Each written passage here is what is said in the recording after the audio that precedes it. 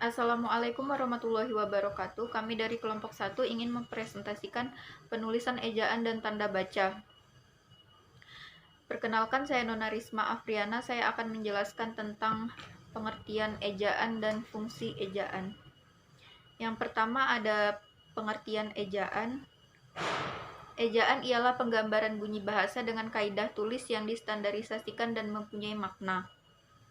Ejaan mempunyai 3 aspek, yakni aspek fonologis yang menyangkut penggambaran fonem dengan huruf dan penyusunan abjad, aspek morfologis yang menyangkut penggambaran satuan-satuan morfemis, dan aspek sintaksis yang menyangkut penanda ujaran berupa tanda baca. Menurut KBBI, ejaan adalah kaidah-kaidah cara menggambarkan bunyi-bunyi dan bentuk tulisan serta penggunaan tanda baca. Lalu yang kedua, fungsi ejaan. Fungsi ejaan yang utama adalah menunjang pembakuan tata bahasa Indonesia, baik kaitannya dengan kosakata maupun dengan peristilahan. Ejaan sangat penting dan perlu untuk diprioritaskan. Ada juga fungsi ejaan secara khusus, yaitu sebagai landasan pembakuan tata bahasa, sebagai landasan pembakuan kosakata dan peristilahan, sebagai alat penyaring dan masuknya unsur-unsur bahasa lain baik secara kosakata maupun istilah ke dalam bahasa Indonesia. Assalamualaikum warahmatullahi wabarakatuh. Perkenalkan, nama saya Indah Fariha. Nomor NIM 2020-150045. Baiklah, saya akan melanjutkan materi dari Mbak Nona Risma tentang macam-macam ejaan. Macam-macam ejaan itu ada 4. Yang pertama, ejaan Van Ophuijsen. Yang kedua, ejaan Republik atau ejaan Swandi. Yang ketiga, ejaan Malindo. Yang keempat, ejaan Bahasa Indonesia yang disempurnakan atau EYD. Ejaan Van Ophuijsen disebut juga sebagai ejaan Balai Pustaka. Penggunaannya itu sejak tahun 1901 sampai dengan 1947. Ejaan ini merupakan karya dari C.H.A. Van Ophuijsen yang dimuat dalam kitab logat Melayu pada tahun 1901. Ciri khusus ejaan Van Ophuijsen itu ada 6. Yang pertama, huruf U ditulis OE, koma hamzah atau K ditulis dengan tanda petik atas pada akhir kata, misalnya bapak, tak.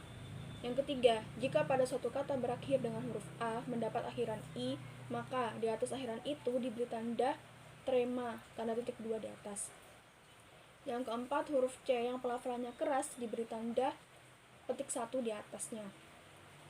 Yang kelima, kata ulang diberi angka 2, misalnya kata janda-janda menjadi janda, angka 2. Yang keenam, kata majemuk dirangka ditulis dengan 3 cara.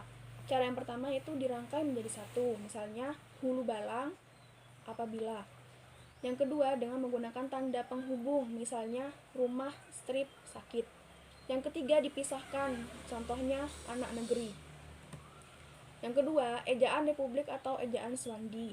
Ejaan ini dimuat dalam surat keputusan Menteri Pendidikan dan Kebudayaan Mr. Swandi tanggal 19 Maret 1947. Ciri khusus ejaan Republik atau Swandi itu ada 5. Yang pertama, huruf OE dalam ejaan Van Ophuijsen berubah menjadi nadanya U. Yang kedua, tanda trema pada huruf A dan I dihilangkan. Yang ketiga, koma ain dan koma hamzah dihilangkan. Koma hamzah ditulis dengan K, misalnya kata, koma di atas menjadi kata. Yang keempat, huruf E keras dan E lemah ditulis tidak menggunakan tanda khusus, misalnya ejaan, seekor, dan sebagainya. Yang kelima, penulisan kata ulang dapat dilakukan dengan 2 cara. Yang ketiga, ejaan Malindo.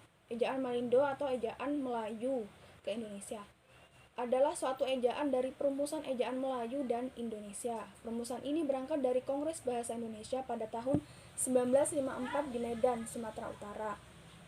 Tapi sayangnya, ejaan ini belum sempat diterapkan dalam kegiatan sehari-hari karena pada saat itu terjadi konfrontasi antara Indonesia dan Malaysia.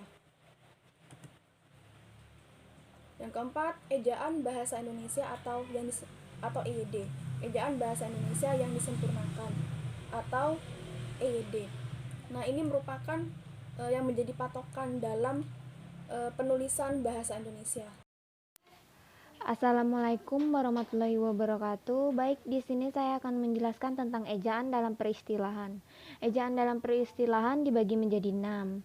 Di sini saya akan menjelaskan 4 saja karena 2 lainnya akan dijelaskan oleh teman saya. Yaitu 1. Ejaan fenomonik. Penulisan istilah pada umumnya berdasarkan pada ejaan fenomonik. Artinya hanya satu bunyi yang berfungsi dalam bahasa Indonesia yang dilambangkan dengan huruf.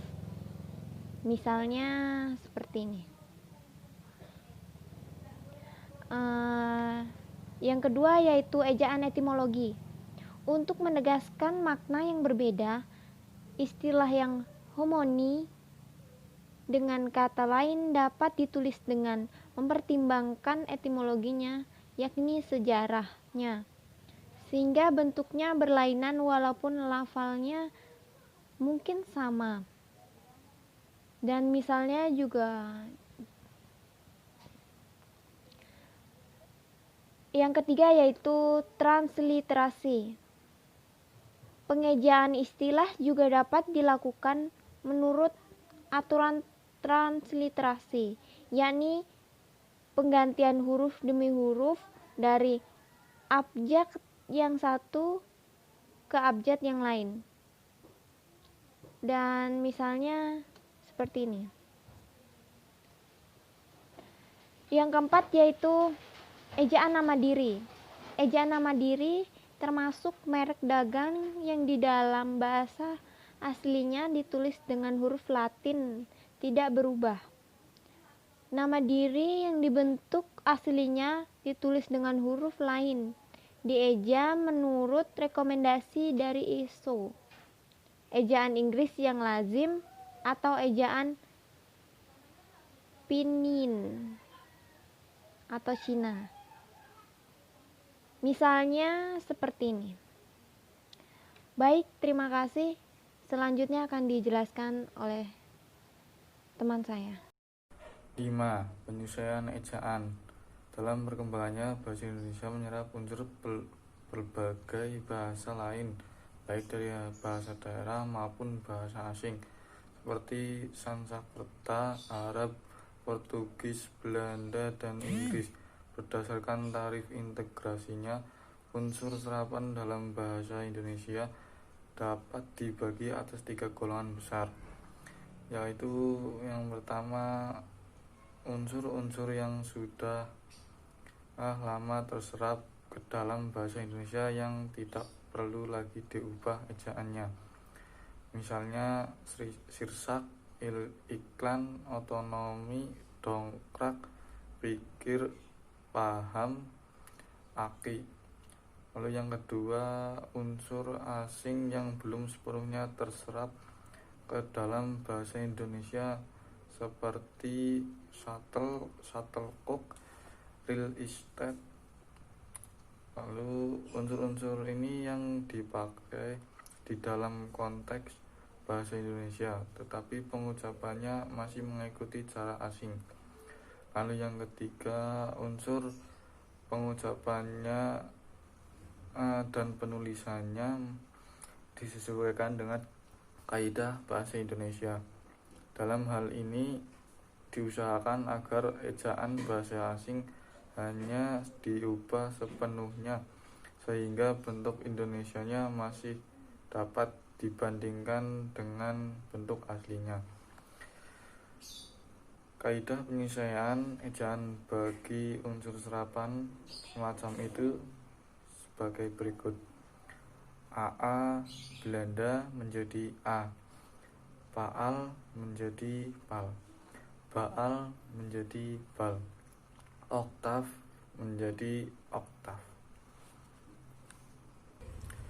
Lalu yang keenam, penyesuaian huruf gugus konsonan asing. Huruf gugus konsonan pada istilah asing yang tidak diterjemahkan dalam diterima ke dalam bahasa Indonesia sedapat-dapatnya dipertahankan bentuk visualnya. Antara lain huruf gugus susun konsonan di awal atau di tengah. Contohnya fleksibel menjadi fleksibel, frekuensi menjadi frekuensi, flegmatik menjadi flegmatik, skizofrenia menjadi skizofrenia. Yang kedua, huruf susun huruf gugus konsonan akhir. Contohnya blok menjadi blok, kontrak menjadi kontrak, gradien menjadi gradien. Assalamualaikum warahmatullahi wabarakatuh. Perkenalkan, nama saya Nanda Sulistiawan. Di sini saya akan menjelaskan tentang tanda baca.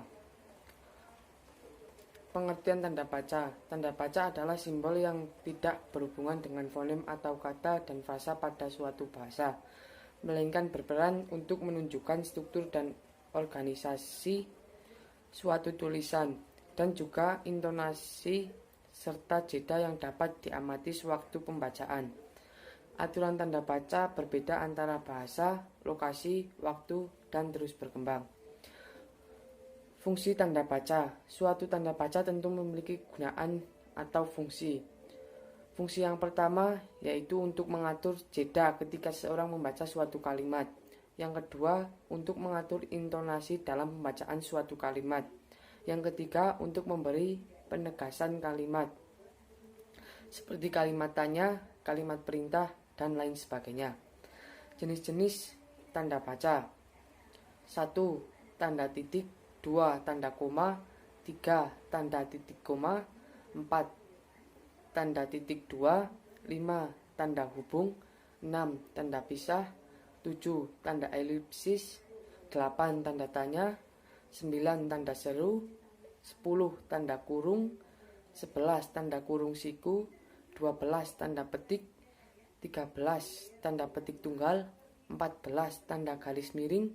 15. Tanda penyingkat atau apostrof.